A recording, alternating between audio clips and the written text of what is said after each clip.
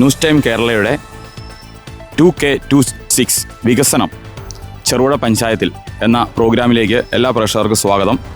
നമ്മളിന്ന് ഇവിടെ നിൽക്കുന്നത് ചെറുപുഴ പഞ്ചായത്തിൻ്റെ വികസനത്തെ അതിവേഗം ബഹുദൂരം മുന്നോട്ട് പോയിക്കൊണ്ടിരിക്കുന്ന ഭരണസമിതിയോടൊപ്പമാണ് ചെറുപുഴ പഞ്ചായത്തിൻ്റെ പ്രസിഡന്റ് ശ്രീമതി ലൈസാമ തോമസ് പനക്കൽ, അതുപോലെ വൈസ് പ്രസിഡന്റ് ഊർജ്ജസ്വലനായിട്ട് ചെറുപുഴ പഞ്ചായത്തിൻ്റെ പ്രസിഡന്റിനോടൊപ്പം ചേർന്ന് നിന്നുകൊണ്ട് നയിക്കുന്ന ചെറുപുഴ പഞ്ചായത്തിൻ്റെ വൈസ് പ്രസിഡന്റ് ശ്രീ സതീശൻ കാർത്തികപ്പള്ളി, അതോടൊപ്പം തന്നെ നമ്മുടെ standing committee chairman Shrimati Leena Williams.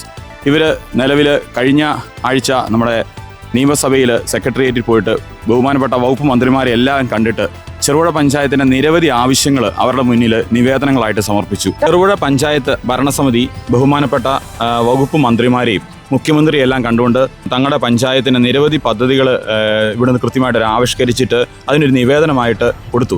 അപ്പോൾ ആ നിവേദനത്തിനെല്ലാം കൃത്യമായിട്ടൊരു ബലം ഇപ്പം വന്നുകൊണ്ടിരിക്കുകയാണ്. ഞാൻ മനസ്സിലാക്കത്തോളം പോയിട്ട് ഒരാഴ്ചയായിട്ടുള്ളൂ. ആ ഒരാഴ്ച കൊണ്ട് തന്നെ നിരവധി പദ്ധതികൾക്ക് അനുമതികൾ പഞ്ചായത്തിലേക്ക് എത്തിക്കൊണ്ടിരിക്കുകയാണ്. അപ്പോൾ ഇതിനെക്കുറിച്ച് ഏതൊക്കെ പദ്ധതികൾക്കാണ് ഇപ്പം നിലവിൽ അനുമതി പഞ്ചായത്തിൽ എത്തിയിരിക്കുന്നത്? ഈ ഭരണസമിതിയിലെ 5 അംഗങ്ങളും അതോടൊപ്പം തന്നെ നമ്മുടെ പാർട്ടിയുടെ നേതാക്കളും കൂടി ഞങ്ങൾ തിരുവനന്തപുരത്ത് ആദ്യ കന്നി ബജറ്റിലേക്ക് പോകുന്നതിന് വേണ്ടി ഞങ്ങൾ തിരുവനന്തപുരത്തെത്തി. അപ്പം അതിന് മുൻപേ തന്നെ ആ ബജറ്റിലേക്ക് വരുന്നതിന് വേണ്ടിയിട്ട് MLA മുഖാന്തരം കുറച്ചധികം പദ്ധതികൾ ഞങ്ങൾ സമർപ്പിച്ചിട്ടുണ്ടായിരുന്നു. ആ പദ്ധതികളെല്ലാം തന്നെ ആദ്യത്തെ ബജറ്റിൽ തന്നെ ഞങ്ങൾക്ക് കിട്ടിയിട്ടുണ്ട്. അതിലൊന്നായിരുന്നു ഈ മിനി സ്റ്റേഡിയം. ആ മിനി സ്റ്റേഡിയത്തിന് 50 ലക്ഷം രൂപ അനുവദിച്ചിട്ടുണ്ട്. അതോടൊപ്പം തന്നെ തേജസ്വിനി പുഴയുടെ ടൂറിസം, അത് ഞങ്ങളുടെ ഒരു സ്വപ്ന പദ്ധതിയായിരുന്നു. അതിന് 5 കോടി രൂപ അനുവദിച്ചിട്ടുണ്ട്. അതോടൊപ്പം അതിൻ്റെ പുഴയോരം, തേജസ്വിനി പുഴയുടെ പുഴയോരം കെട്ടി സംരക്ഷിക്കുന്നതിന് വേണ്ടിയിട്ട് 3 കോടി രൂപ അതും ഞങ്ങൾക്ക് പാസ്സാക്കി തന്നിട്ടുണ്ട്. ഒപ്പം തന്നെ വാഴക്കുണ്ടം ചൂരപ്പടവ് ട്രാപ്പോയിൽ റോഡിന് 25 ലക്ഷം രൂപയും അതുപോലെ തന്നെ പാടിച്ചാൽ തിമിരി റോഡിന് 7 കോടി രൂപയും നമുക്ക് ലഭിക്കുകയുണ്ടായി. നിലവിൽ പഞ്ചായത്ത് ഭരണസമിതി ഞാൻ മനസ്സിലാക്കിയെടുത്തോളം കഴിഞ്ഞ ഡിസംബർ 23-ാം തീയതിയാണ് ചെറുപുഴ പഞ്ചായത്ത് ഭരണസമിതി അധികാരമേറ്റത്.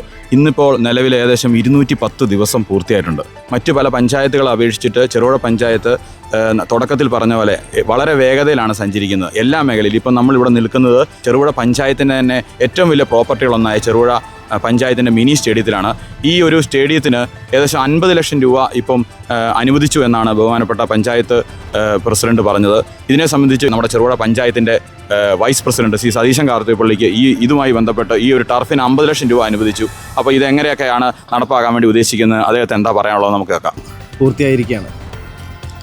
നമ്മൾ പഞ്ചായത്തിൻ്റെ ഭരണസമിതിയിലും അതുപോലെ വികസന സെമിനാറിലും ആസൂത്രണ സമിതിയിലും വർക്കിംഗ് സെമിനാറിലും എല്ലാം ഈ നാട്ടിലെ പൊതുജനങ്ങളെയും കക്ഷി രാഷ്ട്രീയ ഭേദമന്യേ എല്ലാവരെയും ഉൾക്കൊള്ളിച്ചുകൊണ്ട് വലിയൊരു വികസന പദ്ധതികൾ തുടക്കം തന്നെ നമ്മൾ തയ്യാറാക്കിയിരുന്നു. വ്യത്യസ്തങ്ങളായ ആശയങ്ങളുള്ളവരും ആ മേഖലയിലെ വിദഗ്ധരുമായിട്ട് എല്ലാ മേഖലയിലും വിശദമായ പദ്ധതികൾ തുടക്കത്തിൽ തന്നെ നമ്മൾ തയ്യാറാക്കിയതിൻ്റെ ഫലമായിട്ടാണ് ഇവിടെ സൂചിപ്പിച്ചതുപോലെ വി.ഡി. സതീശൻ സർക്കാരിൻ്റെ കന്നി ബജറ്റിൽ നമ്മുടെ ചെറുപുഴ പഞ്ചായത്തിനെ വിശാലമായി ഉൾക്കൊള്ളുന്ന രീതിയിൽ വിവിധങ്ങളായ പദ്ധതികൾ നമുക്ക് കൊണ്ടുവരാൻ അതിൽ കന്നി ബജറ്റിൽ ടോക്കൺ വെക്കാൻ സാധിച്ചു എന്നുള്ളത് ഞങ്ങളെ സംബന്ധിച്ച് വളരെ ആത്മവിശ്വാസം തരുന്നതാണ്. ഒരുപാട് പൂർത്തീകരിക്കാൻ ഇനിയും ഉണ്ടെന്ന് ഞങ്ങൾക്കറിയാം. ഒരുപാട് ഇപ്പം ടോക്കണാണ് വെച്ചിരിക്കുന്നത്. വിവിധങ്ങളായ പദ്ധതികൾ ഇവിടെ സൂചിപ്പിച്ചതുപോലെ ചെറുപുഴ തേജസ്വിനി പുഴ ഏറ്റവും മനോഹരമായ, ഈ പ്രദേശത്ത് തന്നെ ഏറ്റവും മനോഹരമായ ടൂറിസം പദ്ധതിക്ക് വലിയ സാധ്യതകളുള്ള ഒരു പ്രദേശമാണ് ചെറുപുഴയും അനുവദിച്ച് ഈ തേജസ്വിനി പുഴയും. ആ പദ്ധതിക്ക് 5 കോടി രൂപയാണ് കന്നി ബജറ്റിൽ ടോക്കൺ വെച്ചിരിക്കുന്നത്.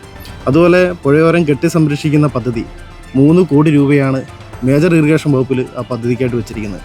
എല്ലാറ്റിലും ഉപരിയായിട്ട് നമുക്കറിയാം, ഈ നമ്മുടെ ഈ ഇപ്പോൾ നിൽക്കുന്ന ഈ ചെറുപുഴ പഞ്ചായത്തിലെ സ്റ്റേഡിയം ഒരുപാട് കായിക പ്രതിഭകളുള്ള പ്രദേശമാണ് ചെറുപുഴ പഞ്ചായത്ത്. അടിസ്ഥാന സൗകര്യത്തിൻ്റെ കുറവ് ഒരുപക്ഷെ നമ്മുടെ നിയോജകമണ്ഡലത്തിൻ്റെ അടുത്ത് മുഹമ്മദ് സഹൽ ഉൾപ്പെടെയുള്ള, മുഹമ്മദ് റാഫി ഉൾപ്പെടെയുള്ള നിരവധി കളിക്കാർ ഇന്ത്യൻ ടീമിലടക്കം നമ്മുടെ തൃക്കരിപ്പൂർ നിയോജകമണ്ഡലത്തിലും പയ്യന്നൂർ നിയോജകമണ്ഡലം കൗവായിലൊക്കെ നിരവധി ഇന്ത്യൻ താരങ്ങളുള്ള പ്രദേശമാണ് നമുക്ക്. അവരെയൊക്കെ അനുകരിക്കുന്ന വലിയൊരു ചെറുപ്പക്കാർ, കായിക പ്രതിഭകളുള്ള നാടാണ് നമ്മുടെ ചെറുപുഴ.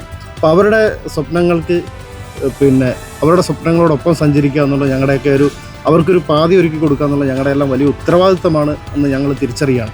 അതിൻ്റെ ഭാഗമായിട്ടാണ് ഞങ്ങൾ തുടക്കത്തിൽ തന്നെ 6 മാസം പൂർത്തിയാവുന്ന സമയത്ത് തന്നെ ഏറ്റവും വലിയ ലക്ഷ്യം എന്ന് പറഞ്ഞാൽ ഈ ചെറുപുഴ പഞ്ചായത്തിൻ്റെ ഈ സ്റ്റേഡിയം ഉള്ള സൗകര്യങ്ങൾ അനുസരിച്ച് മനോഹരമായ ഒരു ടർഫ് സംവിധാനം ഒരുക്കുക എന്നുള്ള ഞങ്ങളുടെ ഒരു സ്വപ്നമായിരുന്നു. ബഹുമാനപ്പെട്ട MLA തുടക്കത്തിൽ തന്നെ ഈ കാര്യങ്ങളൊക്കെ സംസാരിക്കുകയും ഞങ്ങൾ പിന്നെ എടുത്തിരുന്ന എസ്റ്റിമേറ്റ് അദ്ദേഹത്തിന് സമർപ്പിക്കുകയും അദ്ദേഹം മുഖാന്തരം പിന്നെ വകുപ്പ് മന്ത്രിയുടെ ശ്രദ്ധയിൽപ്പെടുത്തുകയും ഏതായാലും ടോക്കൺ 50 ലക്ഷം രൂപയുടെ ടോക്കണാണ് നമുക്ക് ഇതിന് വെച്ചിരിക്കുന്നത്. ഞങ്ങളെ സംബന്ധിച്ച് വളരെ വളരെ സന്തോഷമുള്ളൊരു സാഹചര്യത്തിലാണുള്ളത്. നമുക്ക് വരും വർഷങ്ങളിൽ 2-3 വർഷങ്ങൾക്കുള്ളിൽ തന്നെ നമുക്കിതെല്ലാം വളരെ മനോഹരമായ ഒരു ടർഫ് സ്റ്റേഡിയം വന്ന് ഫുട്ബോളിനും ക്രിക്കറ്റിനും എല്ലാം ഏറ്റവും മികച്ച ആധുനിക സൗകര്യങ്ങളോട് കൂടിയുള്ള സംവിധാനം നമ്മുടെ ചെറുപുഴ പഞ്ചായത്തിൽ ഒരുക്കാൻ കഴിയും എന്ന് ഞങ്ങൾ ശുഭപ്രതീക്ഷയിലാണുള്ളത്.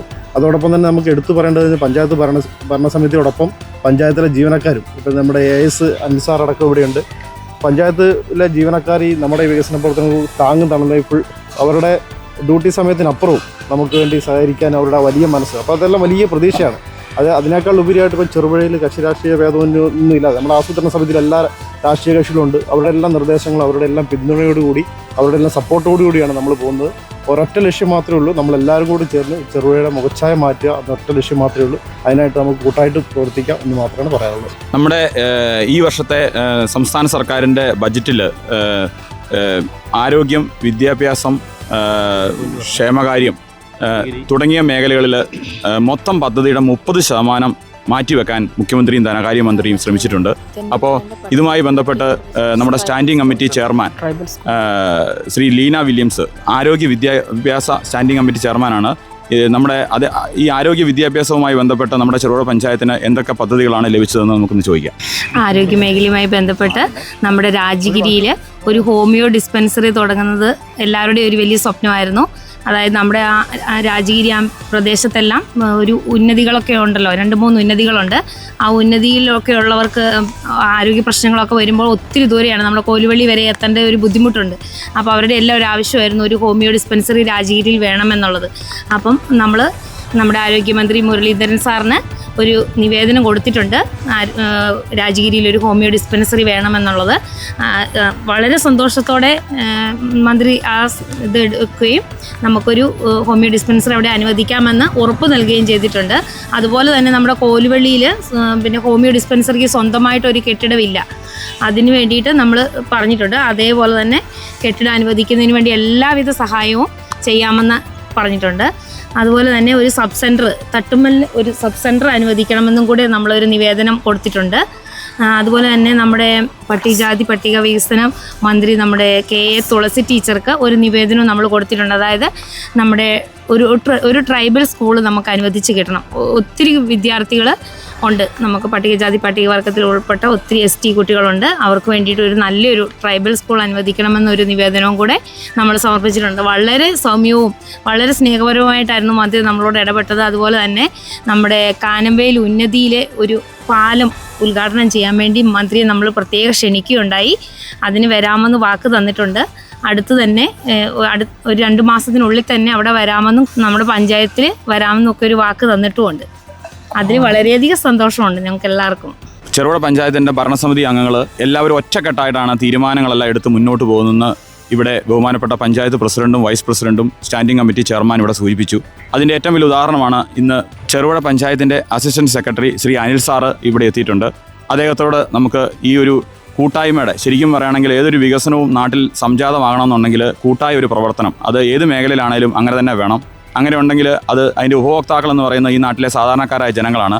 അപ്പം അതിൻ്റെ ഭാഗമായിട്ട് ഈ ഒരു കൂട്ട ഉത്തരവാദിത്തത്തെക്കുറിച്ച് അദ്ദേഹത്തിന് നമ്മുടെ പഞ്ചായത്ത് അസിസ്റ്റന്റ് സെക്രട്ടറി ശ്രീ അനിൽ സാറിന് എന്താണ് പറയാനുള്ളതെന്ന് നമുക്ക് നോക്കാം.